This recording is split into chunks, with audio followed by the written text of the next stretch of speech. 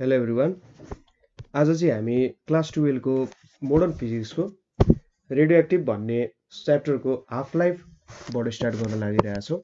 अघिल्लो च्याप्टरहरूमा हामीले decay constant त्यसै गरी लज अफ रेडियोएक्टिभिटीहरू विभिन्न टपिकहरू चाहिँ हेरिरहेका थियौँ हैन, र ती टपिकहरू डेराइभ गऱ्यौँ, ग्राफिकल्ली हेऱ्यौँ पनि। आज चाहिँ हामीले हाफ लाइफ भनेको के हो भन्ने कुरा हेर्न गइरहेछौँ। अब यो टपिकको लागि तपाईँले पुरानो भिडियो ब्रसअप गर्नुभयो भने अझै राम्रो हुन्छ, तर जति सक्दो म यो भिडियोमा पनि तपाईँलाई बुझाउन खोज्छु। तर बेस्ट चाहिँ के हुन्थ्यो भन्दा तपाईँले पुरानो भिडियोज हेर्नुभयो भने अझै बेस्ट हुन्छ। सो हाफ लाइफ भनेको चाहिँ के हो भन्दा, सपोज मेरो एनवटा रेडियो एक्टिभ इलिमेन्ट्सहरू छ अरे, अथवा एनवटा इलिमेन्ट्स छ जुन चाहिँ रेडियो एक्टिभ छ। त्यो रेडियो एक्टिभ इलिमेन्ट्समा यदि मैले एन भन्दा नि एन नट लेखौँ है, एन नट इलिमेन्ट्सहरूमा सपोज मैले एन नट बाई 2 पाउनु पर्ने छ, ठिक छ। एन नटवटा इलिमेन्ट्समा चाहिँ आधी इलिमेन्ट्स रेडियो एक्टिभ डिके भयो अरे भनेको कुनै इलिमेन्ट्सबाट अब अल्फा पार्टिकल निक्लेर डिके हुन्छ, कुनैबाट बिटा पार्टिकल निक्लेर डिके हुन्छ हैन, अल्फा बिटा, अथवा कुनै चाहिँ एक्साइटेड स्टेटमा हुन्छ र उसले चाहिँ के गर्छ त गामा रेडिएसन निकालेर के हुन्छ, ऊ चाहिँ के भयो त भन्दा स्टेबल स्थितिमा आयो अथवा ऊ डिके भयो। गामा रेडिएसनको केसमा चाहिँ रेडिएसन मात्रै निकालेको कारण ऊ चाहिँ एउटा अनस्टेबल स्टेटबाट स्टेबल स्टेटमा पुग्छ। सो हाफ लाइफ भनेको चाहिँ के हो भन्दा, कुनै पनि सपोज हामीसँग एन नटवटा इलिमेन्ट्स छ, रेडियो एक्टिभ एटम्स छ भनौँ, N naught radioactive atoms छ अरे। अब एन नट बाई 2 वटा चाहिँ के भयो त डिके भयो अरे। सो एन नट बाई 2 वटा रेडियो एक्टिभ डिके हुनको लागि कति टाइम लाग्छ भन्नु चाहिँ त्यो चाहिँ के हुन्छ त हाम्रो हाफ लाइफ हुन जान्छ। ठिक छ, बुझ्नुभयो होला। एन नट बाई 2 अथवा हामीसँग जति इलिमेन्ट छ त्यसको आधा इलिमेन्ट हुनको लागि हामीलाई कति समय लाग्छ भन्नु चाहिँ के हो त हाफ लाइफ हो। हाफ लाइफलाई चाहिँ जेनरली T1/2 ले डिनोट गरिन्छ, अर टी मात्रैले पनि डिनोट गरिन्छ, र यो चाहिँ डिफ्रेन्ट सब्सटेन्सको लागि डिफ्रेन्ट भ्यालु हुन्छ। ठिक छ, डिफ्रेन्ट सब्सटेन्सको लागि के हुन्छ त डिफ्रेन्ट टी हुन्छ है। सो यो कुरा हामीले याद गर्नुपर्ने हुन्छ। जस्तै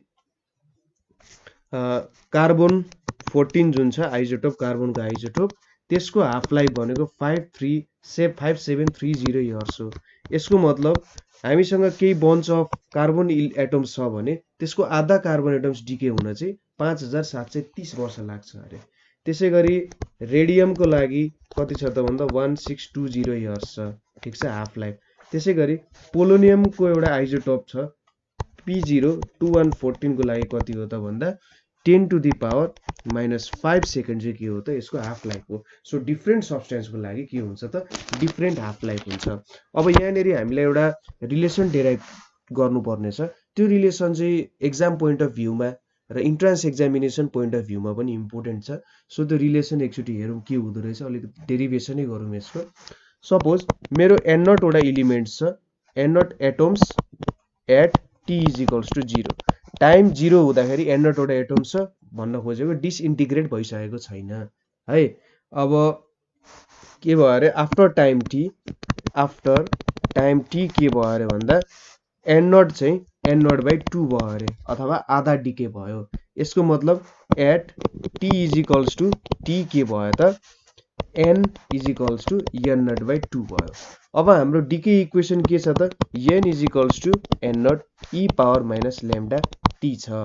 सो n को भ्यालु कति भयो त n नट बाई 2 भयो, कतिखेर भन्दा e माइनस ल्याम्डा यहाँनिर t हुँदा। सो n नट क्यान्सिल भयो, यसको मतलब 1/2 e माइनस ल्याम्डा t भयो यहाँनिर है। अब 1/2 = 1/e ल्याम्डा t, और के भयो त अब e ल्याम्डा t भनेको कति भयो त 2 भयो। त्यसै गरी यहाँनिर मैले अब लोगारिदम युज गरेँ भने log base e power lambda t = log base e 2 हुन्छ। लग बेस e2 भनेको कति हुन्छ 0.693 हुन जान्छ, र यहाँनिर ल्याम्डा t = 0.693 हुन्छ। अब t भनेको कति भयो त 0.693 बाई ल्याम्डा। सो यो रिलेसनले मलाई के दिन्छ त भन्दा हाफ लाइफ भनेको चाहिँ मेरो 0.693 बाई डिके कन्स्ट्यान्ट अथवा डिसइन्टिग्रेसन कन्स्ट्यान्ट हुने रहेछ। सो यसरी चाहिँ मैले हाफ लाइफ भेट्न सक्छु। तपाईँले यहाँ जुन हाफ लाइफहरू हामीले भेटिरहेको छौँ, यदि हामीले यो डिसइन्टिग्रेसन कन्स्ट्यान्टको भ्यालु चाहिँ थाहा भयो भने हामीले यतिहरूको हाफ लाइफ गर्न सक्छौँ। र यो भनेको चाहिँ क्यारेक्टरिस्टिक प्रपर्टी भन्छ।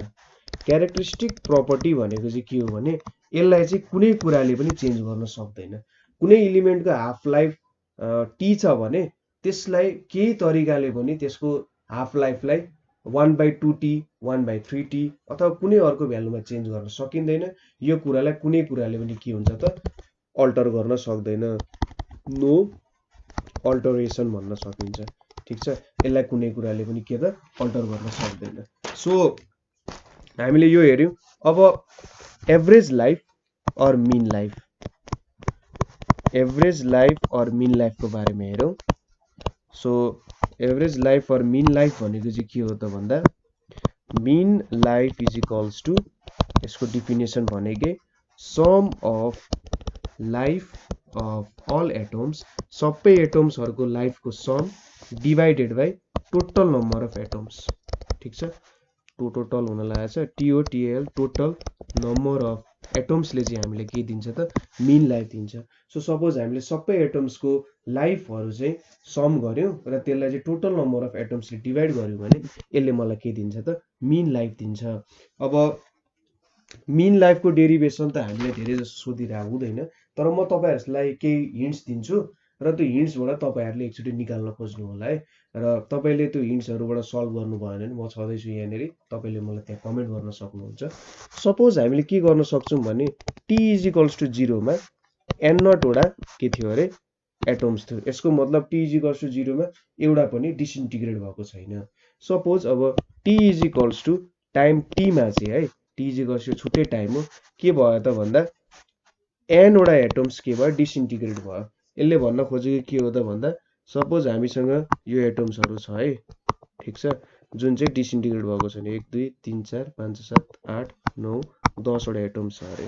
सपोज टी टाइममा के भयो अरे भन्दा डिसइन्टिग्रेट भयो। ठीक छ, यसरी डिसइन्टिग्रेट भयो।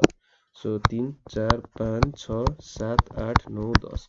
सो यसरी के भयो त टी टाइममा डिसइन्टिग्रेट भयो। यसरी तीनटा डिसइन्टिग्रेट भयो भनेर देखाइयो है।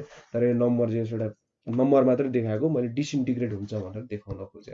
अब मैले यहाँ के लिन्छु भने सपोज डीटी टाइममा हैन, डीटी टाइममा चाहिँ एकदम सानो डीटी टाइममा चाहिँ dn वटा डिसइन्टिग्रेट भयो अरे। ठीक छ, dt t is equals to dt मा चाहिँ dn वटा डिसइन्टिग्रेट भयो। मैले यहाँ dn भनेको चेन्ज भन्न खोजे हैन, एकदम सानो टाइममा एकदमै थोरै नम्बर अफ डिसइन्टिग्रेसन हुन्छ नि त्यो देखाउन खोजे।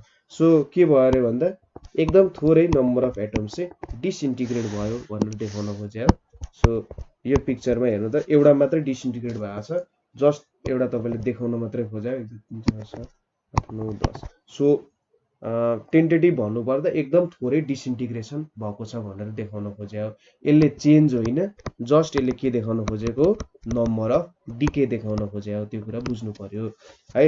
अब हामीलाई के थाहा छ त भन्दाखेरि हाम्रो एउटा नियम छ नि, रेट अफ डिसइन्टिग्रेसन भनेको dn/dt हो। यो भनेको चाहिँ लैम्डा इन्टु n हुन्छ। ठीक छ, रेट अफ डिसइन्टिग्रेसन भनेको के हुन्छ त लैम्डा इन्टु n ले हामीले के दिन्छ रेट अफ डिसइन्टिग्रेसन दिन्छ। यो dn/dt जस्ट हामीले चाहिँ रेट लेख्या हो। यहाँनेरि माइनस सिम्बल किन छैन भने हामीले चाहिँ जस्ट एउटा रेट देखाउन खोजे हो, माइनसको सिम्बल यहाँनेरि लिइराख्नु परेन। हामीले एउटा लग देखाउन खोजिरहे हैन, यो चाहिँ नम्बर मात्रै हो। यहाँनेरि dn पनि एउटा नम्बर हो, dt पनि एउटा नम्बर हो। यसले चेन्ज दिइरहेको छैन, dn ले पनि चेन्ज दिइरहेको छैन, dt ले पनि चेन्ज दिइरहेको छैन के, जस्ट नम्बरहरु डिभाइड मात्रै गरिरहेको छौं। सो यो लैम्डा n भयो भने dn डिसइन्टिग्रेट हुनको लागि कति लाग्ने रहेछ त n इन्टु dt हुने रहेछ। सो यो एउटा भ्यालु मसँग आइपुग्यो है।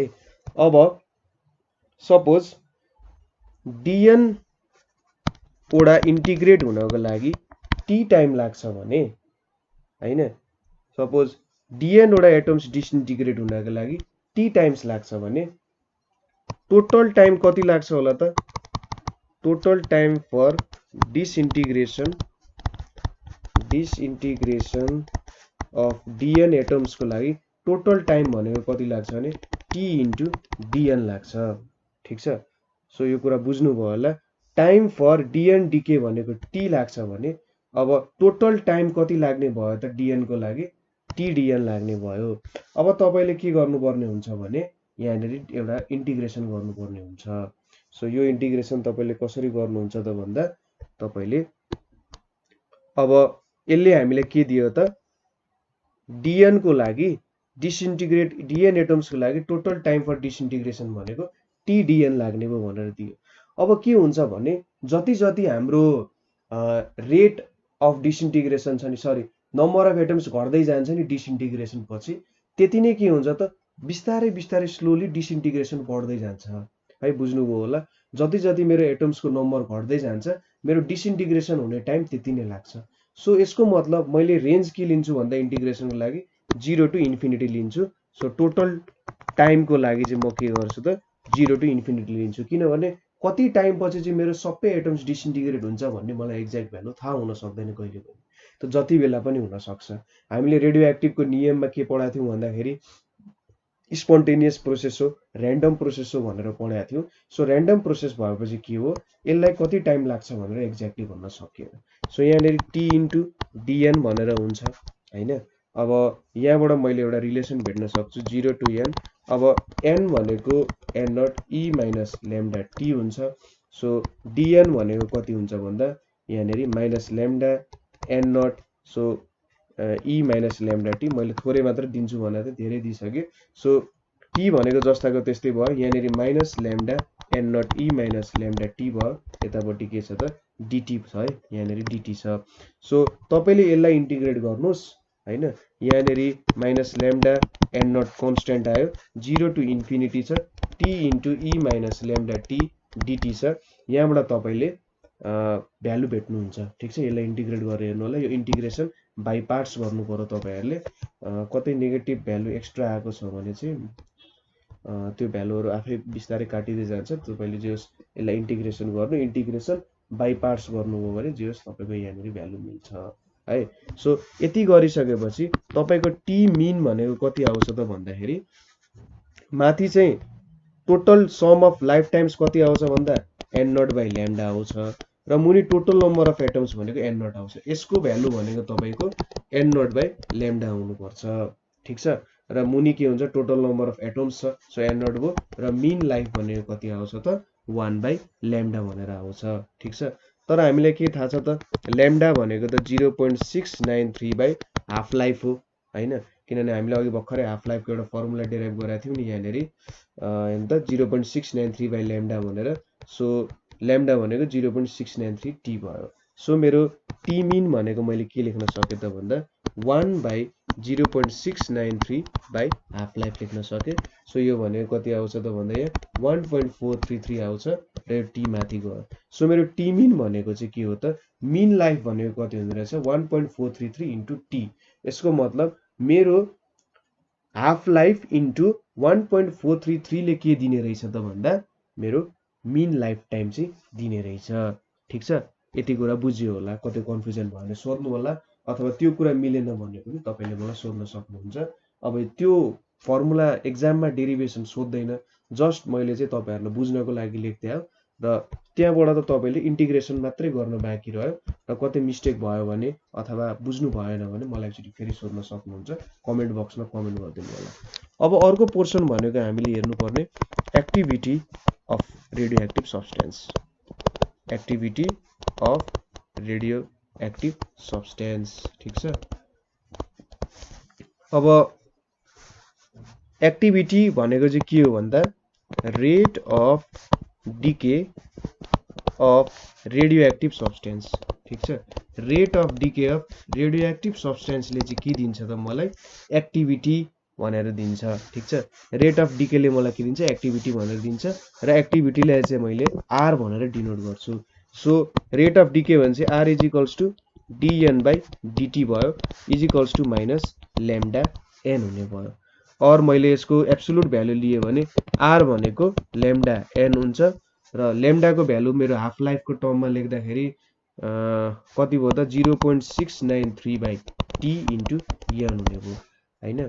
सो सपोज सो यहाँबाट के बुझ्यो आर भनेको चाहिँ डाइरेक्टली प्रोपोर्सनल टु n हुने रहेछ हैन यदि इफ आर नट इज हैन activity of substance at t is equals to 0 then के हुन्छ त R naught is equals to lambda n naught हुन्छ हैन मैले यो चाहिँ के बुझ्नु पर्यो भन्दा एब्सोल्युट भ्यालु लिएको हो ठीक छ यही फर्मुलालाई R naught is equals to lambda n naught हुनेको अब आर नट बाई मैले आर लेखेँ भने यहाँनिर के हुन्छ त n by n naught by n हुने भयो अथवा आर बाई आर नट भनेको के हुने भयो त n बाई n नट हुने भयो n को भ्यालु मेरो के छ त n naught e minus lambda t छ यहाँनिर n नट आयो सो यहाँनिर के आयो त e माइनस ल्याम्डा t आयो so r is equals to के हुने भयो त r naught e minus lambda t हुने भयो यसले चाहिँ मलाई के दियो त भन्दा एक्टिभिटी भनेर दियो है ठीक छ यसले मलाई के दियो त एक्टिभिटी कति हुन्छ भनेर चाहिँ दियो सो यो मैले एक्टिभिटीको भ्यालु भेटेँ अब सपोज अर्को मैले एउटा सानो रिलेसन डेराइभ गर्नुपर्ने छ number of atoms left behind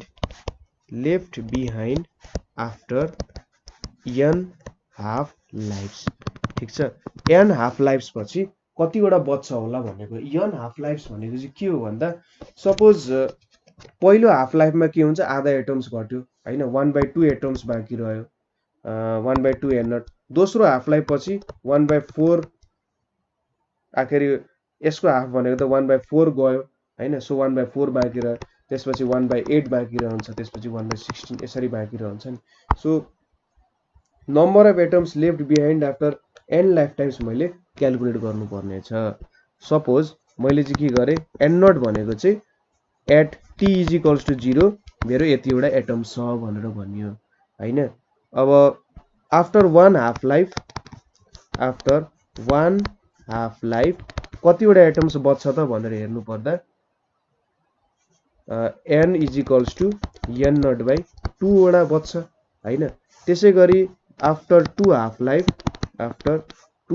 half life भनेको कतिवटा बच्छ त इज इक्वल्स टु यसको हाफ वटा बच्छ 1/2 इन्टु n नट बाई 2 हुन्छ यसको मतलब 1/2 को स्क्वायर n नट हुने रहेछ त्यसै गरी आफ्टर 3 हाफ लाइफ भनेको कति हुन्छ 1/2 into 1/2 into n naught by 2 हुन्छ यसको मतलब 1/2 क्युब n नट हुन्छ ठीक छ यो कुरा बुझ्नु भयो होला नि सपोज पहिलो हाफ लाइफमा सपोज मेरो पहिलो n नट वटा एलिमेन्ट्स टु पहिलो हाफ लाइफमा n नट बाई 2 वटा सक्यो हैन सपोज मसँग 10 वटा एटम छ भने पहिलो हाफ लाइफ पछि के भयो त 5 वटा एटम बच्यो अनि दोस्रो हाफ लाइफ पछि त फेरि 5/2 को हाफ गर्नुपर्छ हैन त त्यसपछि मैले भेट्छ सो यहाँ पनि त्यही गरे हो टेन्टेटिभली भन्नु पर्दा so after n half lives के हुने भयो त 1/2 को पावर n नट हुने भयो हैन n हाफ लाइफ्स पछि त यतिवटा एटम्स बाँच्ने भयो सो इफ r भनेको चाहिँ के हो त activity after n half life times हो भने ठीक छ हामीले त्यसै गरी r नट भनेको हाम्रो इनिशियल एक्टिभिटी हो भने इनिशियल एक्टिभिटी हो अगाडिको फर्मुलामा हामीले डिराइभ गरेका थियौं सो r भनेको के हुन्छ त 1/2 पावर n r नट हुन जान्छ सो r नट भनेको के हुन्छ त भन्दा 2 पावर n r हुन जान्छ सो मैले चाहिँ यहाँबाट मेरो एक्टिभिटी भेट्न सक्ने रहेछु सो यो रिलेसनले पनि मलाई के दिन्छ त एक्टिभिटीको रिलेसन दिन्छ यो रिलेसन त बुझ्नुभयो होला कसरी आइपुग्यो भनेर हामीलाई के थाहा छ त भन्दा एक्टिभिटी भनेको त के हो भन्दा dn/dt हो हैन र यसले मलाई के दिइरहेछ so r is equals to n/t दिइरहेछ यसलाई मैले हाफ लाइफ को फर्म जस्तोमा लेखे भने मैले कुन रिलेसन युज गर्न सक्छु भन्ने कुरा तपाईलाई थाहा भइहाल्यो सो यसरी चाहिँ मैले मेरो एक्टिभिटी भनेको यति हुने रहेछ भन्ने कुरा थाहा पाइयो हैन अब हाफ लाइफ पछि गर्दै गइसकेपछि त के हुन्छ त भन्दा यति नै त आउने हो मेरो एक्टिभिटीको भ्यालु सो यसरी चाहिँ मैले एक्टिभिटीको रेन्जहरु भेटे कतै बुझ्नु भएन नि तपाईले सोध्न सक्नुहुन्छ अब युनिट्स अफ रेडियो एक्टिभिटी भनेर छ युनिट्स अफ रेडियो एक्टिभिटी। यो जुन माथिको रिलेसन छ नि, यो रिलेसनहरू न्युमेरिकलमा चुस्स बुझाउन सक्छ कहिलेकाहीँ, सो त्यो कुरा चाहिँ अलिकति ख्याल गर्नु होला। So units of radio activity के छ त, क्युरी छ। क्युरी भनेको चाहिँ कसरी डिफाइन गरिन्छ त भन्दा, activity of radio active substance, activity of radio active substance, ठिक छ, activity of radio active substance which gives 3.7 into 10 to the power 10 disintegration, just डिफिनेसनको कुरा हो, डिसइन्टिग्रेसन पर सेकेन्ड, ठिक छ। 3.7 into 10 to the power 10 disintegration per second दियो भने चाहिँ त्यो चाहिँ के हो त, क्युरी हो, एक क्युरी हो। अब यो भ्यालु चाहिँ कतिसँग इक्वल हुन्छ अरे भन्दाखेरि 1 ग्राम प्योर रेडियमको एक्टिभिटीसँग इक्वल हुन्छ, ठिक छ। 1 ग्राम प्योर रेडियमको एक्टिभिटीसँग इक्वल हुन्छ। 1 ग्राम प्योर रेडियममा चाहिँ कति हुँदो रहेछ त एक्टिभिटी भन्दा 3.7 into 10 to the power 10 disintegration per second. So 1 curie भनेको CI भनेर लेख्छ, 3.7 into 10 to the power 10 disintegration के हुन्छ त, पर सेकेन्ड हुन्छ एक क्युरी भनेको। त्यसै गरी अर्को युनिट भनेको रदरफोर्ड छ। सो रदरफोर्डको के हो त भन्दा, 1 रदरफोर्डलाई 1 RD भनेर लेखिन्छ, 10 to the power 6 disintegration per second भनेको चाहिँ के हो त, 1 रदरफोर्ड हो है। त्यसै गरी ब्याक्युरियल छ। अब यो ब्याक्युरियल भनेको चाहिँ के हो भन्दा हाम्रो SI unit of radio activity हो। यो चाहिँ हाम्रो SI unit of radio activity हो है। सो 1 ब्याक्युरियल भनेको चाहिँ के हो त भन्दा 1 डिसइन्टिग्रेसन पर सेकेन्ड भनेको चाहिँ के हो त, 1 ब्याक्युरियल हो। सो 1 क्युरी भनेको कति ब्याक्युरियल हुन्छ त, 3.7 into 10 to the power 10 ब्याक्युरियल हुन्छ। र 1 रदरफोर्ड भनेको चाहिँ कति हुन्छ त भन्दाखेरि 10 to the power 6 ब्याक्युरियल हुन्छ। अनि 1 क्युरी भनेको चाहिँ कति हुन्छ त, 3.7 into 10 to the power 4 Rutherford हुन्छ। सो यसरी चाहिँ युनिटहरू कम्पेयर गर्न सकिन्छ, ठिक छ। हामीले यहाँनिर हाफ लाइफको बारेमा स्टडी गऱ्यौँ, त्यसै गरी मिन हाफ लाइफको बारेमा स्टडी गऱ्यौँ, त्यसै गरी number of atoms left behind after an half लाइफ्सको बारेमा हेऱ्यौँ। अब त्यसै गरी युनिट्सको बारेमा हेऱ्यौँ। कतै तपाईँले बुझ्नु भएन अथवा कतै कन्फ्युजन भयो भने तपाईँले मलाई सोध्न सक्नुहुन्छ। मैले तपाईँहरूलाई एउटा होमवर्क पनि दिएको छु त्यहाँनिर, त्यो होमवर्क पनि एकचोटि सल्भ गर्नु होला, तपाईँको म्याथको इक्वेसन पनि ब्रस अप हुन्छ। सो आजको लागि यति नै। Thank you for watching.